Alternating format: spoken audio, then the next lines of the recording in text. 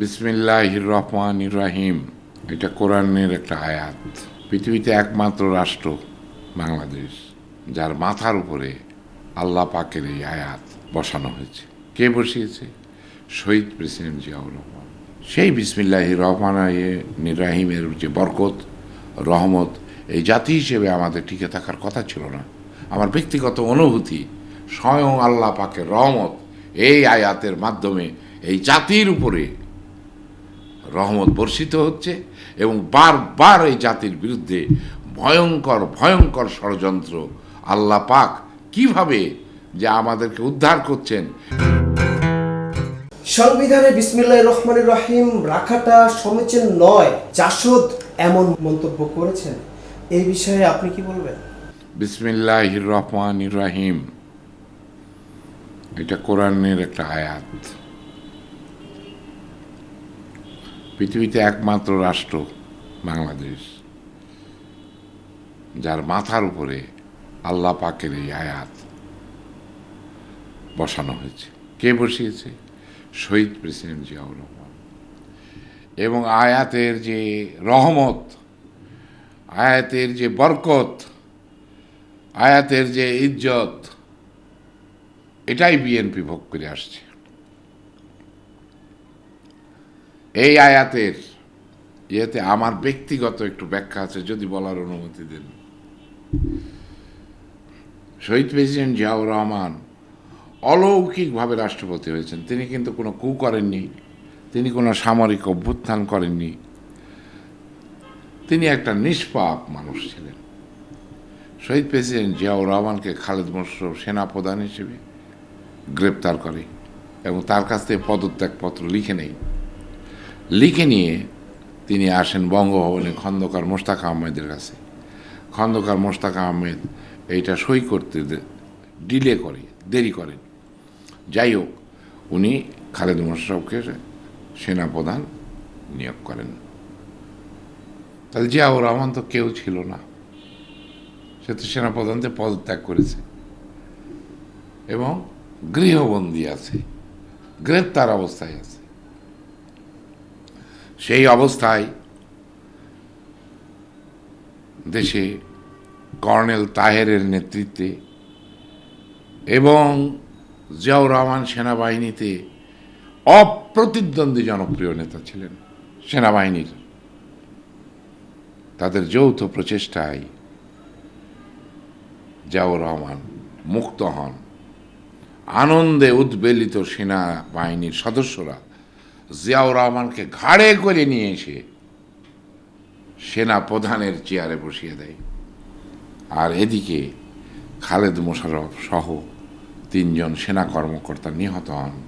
তাদেরকে হত্যা করেছে সৈনিক সংস্থার নেতা কর্নেল তাহেরের নির্দেশে তারা নিহত হয়েছে। এটাই হলো সত্য কথা। এই অভ্যুত্থানের সময় কর্নেল তাহেরের অনুসারীরা 6 নভেম্বর রাতে সারা ক্যান্টনমেন্টে স্লোগান দিয়েছিল, সিপাহি সিপাহি ভাই ভাই, অফিসারদের কল্লা চাই। এভাবে ওই তৎক্ষণাৎ ঢাকা ক্যান্টনমেন্টে 13 জন কর্মকর্তা নিহত হন, শহীদ হন। প্রথমে যিনি শহীদ হন তিনি একজন ক্যাপ্টেন র্যাঙ্কের একজন মহিলা ডক্টর, সেনা কর্মকর্তা। তাকে গুলি করে হত্যা করা হয় এবং পরবর্তীকালে 13 জনকে হত্যা করা হয়। এবং সেই দিন ক্যান্টনমেন্টে মাত্র 2 জন কর্মকর্তা ছিলেন, আর বাকি সব কর্মকর্তা পালিয়ে গিয়েছিলেন। একজন হচ্ছে প্রেসিডেন্ট জিয়াউর রহমান, তিনি জেনারেল জিয়াউর রহমান, তিনি ছিলেন গ্রেপ্তার, হাউস অ্যারেস্ট, এই কারণে তিনি ক্যান্টনমেন্টে ছিলেন। আর একজন ছিলেন স্টেশন কমান্ডার কর্নেল হামিদ, আর সব অফিসার পালিয়ে গিয়েছিল। যখন শহীদ প্রেসিডেন্ট জিয়াউর রহমান মুক্ত হলেন, সেনাপ্রধানের চেয়ারে যেয়ে বসলেন, তখন সব অফিসার এক এক করে যারা পালিয়ে গিয়েছিল তারা আস্তে আস্তে সব আবার তাদের সেনাপ্রধানের কাছে আসলো।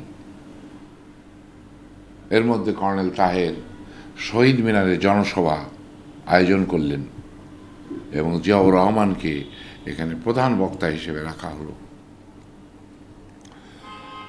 সেই দিন কর্নেল তাহের যদি জিয়াউর রহমানকে ক্যান্টনমেন্টের বাইরে শহীদ মিনারে আনতে সক্ষম হতো, তাহলে ওই দিনই কর্নেল তাহের জিয়াউর রহমানকে হত্যা করে রাষ্ট্র ক্ষমতা দখল করত।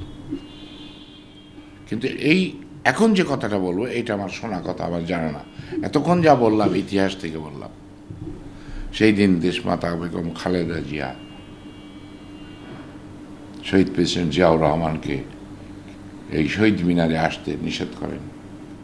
তিনি বলেন, তুমি সেনা কর্মকর্তা, তুমি আর্মি, শহীদ মিনারে রাজনৈতিক ইয়ে হবে, তুমি তো রাজনীতিবিদ না, তোমার ওখানে কি, তোমার ওখানে যাওয়া যাবে না।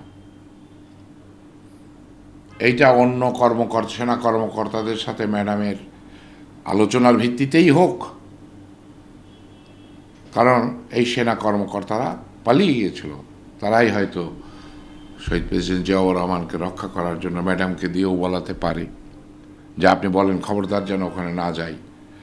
কারণ কর্নেল তাহের রাষ্ট্রপ্রধান হওয়ার দুর্দান্ত তার আকাঙ্ক্ষা, জিয়াউর রহমানের জনপ্রিয়তাটাকে পুঁজি করে সেটা পাচ্ছে না, কিন্তু জিয়াউর রহমানকে হত্যা করে তারা বলবে দুষ্কৃতকারীরা করেছে, জিয়ার জন্য অনেক কান্নাকাটি করবে, করে কর্নেল তাহের রাষ্ট্র ক্ষমতা দখল করবে। যাই হোক, জিয়াউর রহমান সেদিন আসেননি।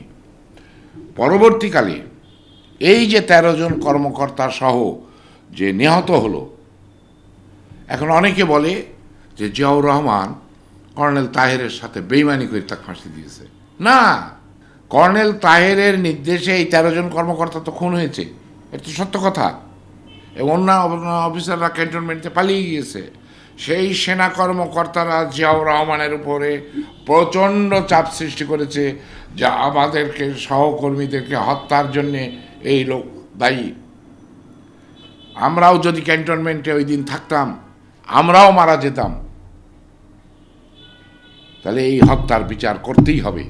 যদি আপনি এই বিচার না করেন আপনার বন্ধুর দাবিতে, কর্নেল তাহের শহীদ প্রেসিডেন্ট জিয়াউর রহমানকে বন্ধু, আপন ভাইয়ের মতো তাদের সম্পর্ক ছিল, আপনি যদি বন্ধুত্বের বা ভাইয়ের দাবিতে আপনি যদি তাকে ক্ষমা করেন, আমরা আপনাকে পরিত্যাগ করব।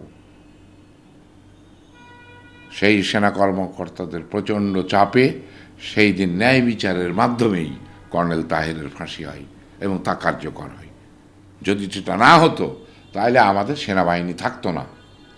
সেনাবাহিনী একে অপরের বিরুদ্ধে যুদ্ধ করে গৃহযুদ্ধের মতো আমাদের সেনাবাহিনীটা ধ্বংস হয়ে যেত, যেটার পিছনে সমস্ত কলকাঠি নিয়েছে আধিপত্যবাদী শক্তি।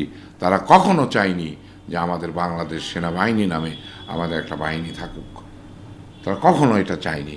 এবং এই সেনাবাহিনীকে ধ্বংস করার জন্য বারবার জিয়াউর রহমানের বিরুদ্ধে তারা সারা অভ্যুত্থান ঘটিয়েছে। এরশাদ সাহেব নিজে আমাকে বলেছে যে প্রেসিডেন্ট তাকে ডেকেছে যে যতজন সেক্টর কমান্ডার আছে এর অধিকাংশই সবাই রাষ্ট্রপতি হইতে চায়, তারা সেনাবাহিনী গড়ার পক্ষে নেই, তারা সবাই সেনাপ্রধান হতে চায়। এই জন্যে আমি আপনাকে সেনাপ্রধান হিসেবে ইয়ে করছি, এই সেনাবাহিনী আমাদেরকে গড়তেই হবে। এবং এই আমাদের প্রতিবেশী, আমাদের আধিপত্য, তারা বন্ধুর বেশি আমাদের ভয়ঙ্কর শত্রু। যতই তারা আমাদের বন্ধুত্বের দাবি করুক, কিন্তু তারা আমাদের ভয়ঙ্কর শত্রু, আমাদের সেনাবাহিনী লাগবে।